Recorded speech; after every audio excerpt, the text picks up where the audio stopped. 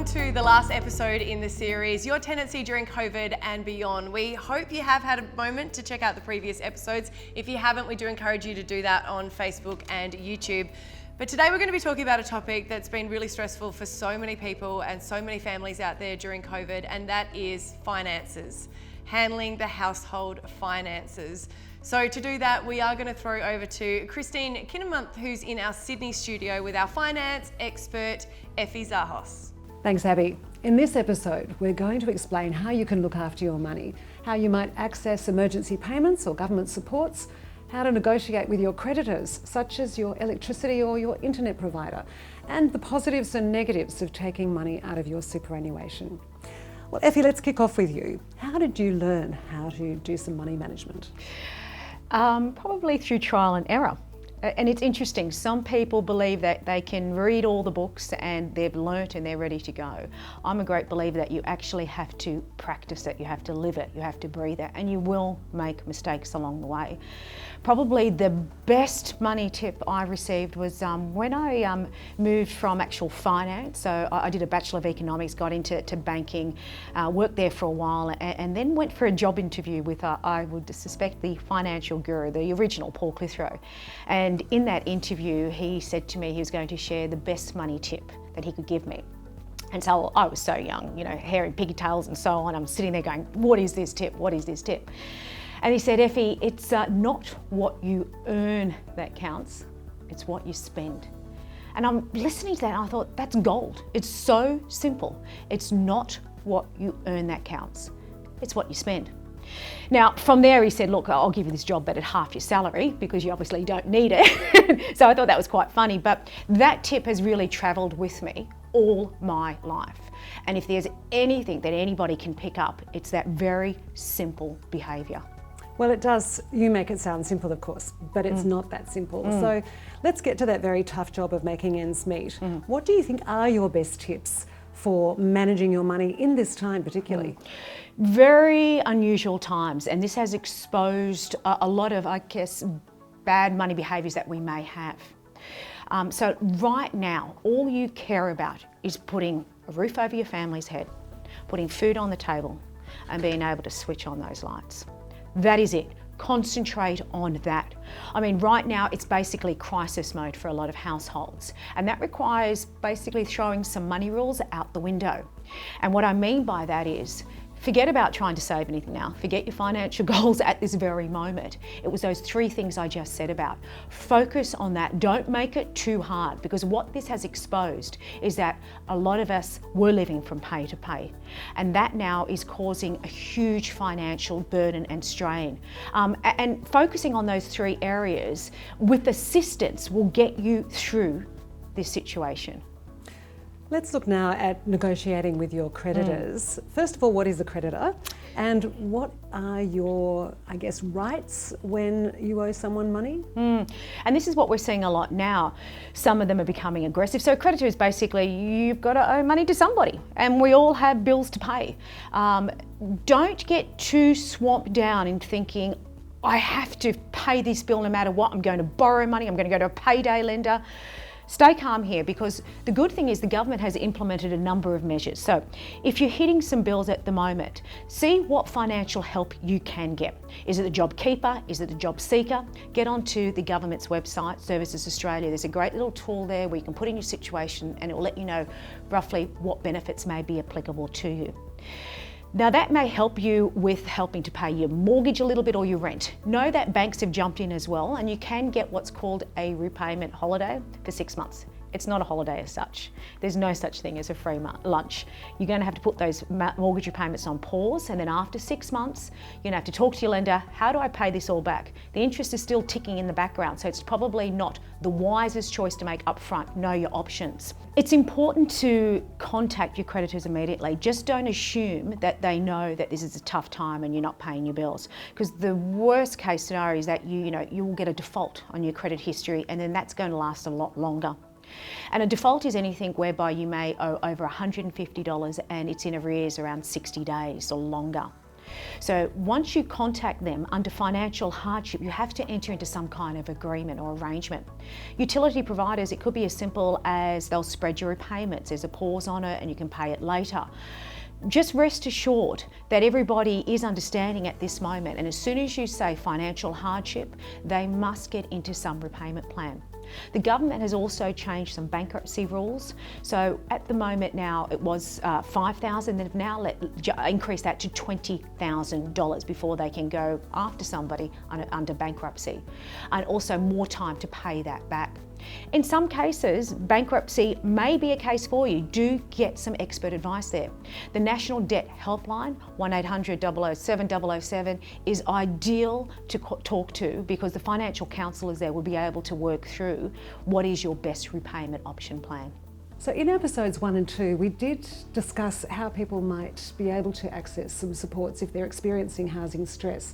And I'm just wondering, Effie, if you've got any tips for how people might access any financial help that's out there. You mentioned the helpline, anything else? So the National Debt Helpline is one area to look at. Services Australia is the other area. Your bank. Surprisingly, the banks may come out of this pandemic looking pretty good. Have a look at the repayment options that you may have, because they do have pauses on home loan. My tip here is look at all your options. You don't necessarily have to go completely a pause. If you pause, say, a $400,000 home loan, that's going to give you about $10,000 back in your cash flow, but it could add an extra $20,000 at the end of this 6 months. Look at interest only, possibly. Can you do interest only? Have a look and see, are you on the best deal?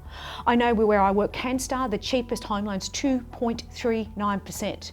You've got to ask yourself, what am I paying? If you're paying more than that, go back to your lender and say, hey, cut me a better deal here. One of the ways that we've heard that you can access money during COVID is to take money out of your superannuation. What do you think are the fors and againsts for taking that route? Okay, so your question has to be, does it make financial sense to take out, say, $20,000 of my super fund to pay my debt? So if you owe $20,000 on a credit card, that costs you around 17%, and you're only making minimum monthly repayments, not only will that take you most of your life to pay off, but over $40,000 in interest. Then you've got to work out, well, okay, so I know it's costing me around $40,000 in interest, this credit card. What is the loss of my nest egg by taking $20,000 out? You can slice and dice these numbers in a number of ways. You can go online, Superguru, ASPA's website, and play around.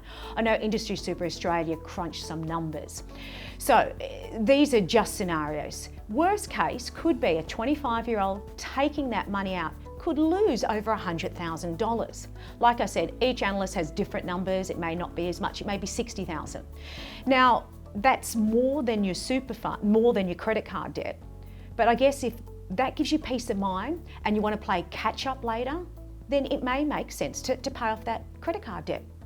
You don't want this. You don't want to take that money out of super, pay your credit card debt, promise that you're going to catch up, but you don't catch up, and then you get another credit card and rack debt on that. That defeats the whole purpose.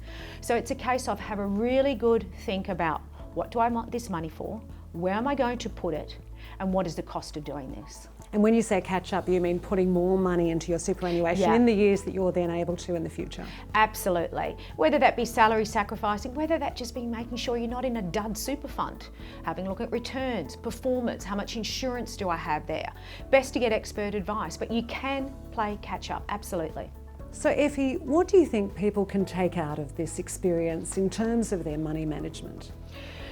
For me, probably the biggest thing is the behavioural changes that I myself am seeing, that I'm seeing with everyday Aussies out there. And interesting to note, we have managed to survive at this time, some of us in a great position, some of us with 20% less, some of us unfortunately with no job. We're surviving. So those behavioural changes that you have made, if you can take them over on the other side and continue to behave like that, then you're going to start kicking some goals. So if you have lost, say, 20% of your income, you obviously changed your behaviour at the moment. I know we're kind of in damage control, but surely we can survive on less. Do we need all these things? Do we need to consume as much? Do we have to have this? Do we need it now? So if we can change our behaviours now, can we continue to maintain that? Because just popping 20% extra, whether that be in your super and an online saver, will set yourself up. I think moving forward, we're all going to have an emergency account. Well, thanks, Effie. It's very helpful for all of us, that information that you've given us. I do appreciate it. And now it's back to you, Abby. Thank you so much, Effie and Christine. Before we finish the series, we want to leave you with the top 3 tips from all of our experts, something that you can take away. And remember, we are all social distancing. It's 1.5 metres. We've measured it out. Now, Sam, what are your top 3 tips for Queenslanders surviving, I guess, with the temporary law changes? Yep. So tip number 1, if you're impacted by COVID-19, and you can check this by looking at the criteria, talk with your landlord or agent, tell them what's happening and ask for a rent variation. So this might be a reduction or a waiver, depending on your situation and their situation. Tip 2, if you can't agree on a better arrangement, the RTA is there to help. You just have to show that you're impacted by COVID-19 and that you have attempted to talk with your landlord or agent. Tip number 3, if you're not impacted by COVID-19, then you should continue to pay your rent as per your normal tenancy agreement, or the result could be that you could be evicted.